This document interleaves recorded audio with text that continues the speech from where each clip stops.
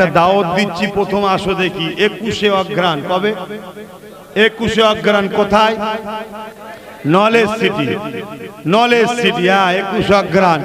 আপনাদের এলাকার অনেক ছেলে আমার নলেজ সিটিতে পড়ছে, আপনারাও পাঠাবেন। পুলিশ হলে ছেলেরা পড়ে, খাতরা তোমার এলাকাও প্রচার করবে, ছেলেদেরকে পাঠান।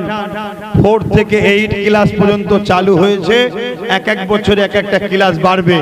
2027 থেকে ইংলিশ মিডিয়াম স্কুলও চালু হবে এবং গার্লস স্কুলও চালু হবে। বর্তমান যেটা চালু করেছি সেটা হলো বাংলা মিডিয়াম 4 থেকে 8 পর্যন্ত। আপনাদের সবারকে বলবো নলেজ সিটিটার সাথ দেবেন। 21 অগ্রহায়ণ যাবেন তো? বলুন ইনশাআল্লাহ।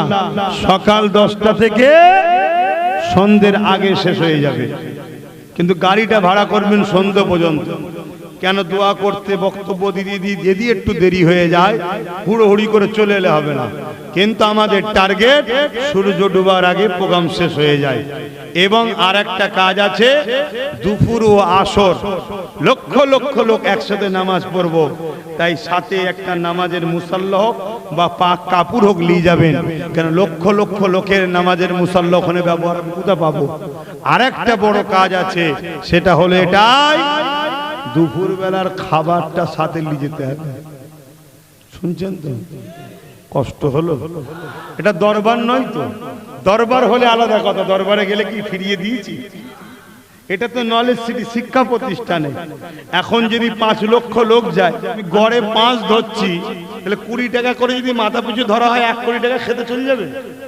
তাহলে শিক্ষা প্রতিষ্ঠান করবো কোথা? খেয়েই শেষ, ঠিক না? এই জন্য আপনাদের বললাম, যে যার খাবার, যে যার পানি নিয়ে যাবেন না, না নিয়ে গেলে পানি খাবে, পাশে নদী আছে। তো যাক, আপনাদের সকলকে দাওয়াত দিচ্ছি, 21 অগ্রহায়ণ যাবেন। উলামা ভাইরা আপনারাও যাবেন, ইমাম ভাইরা যদি পারেন যাবেন।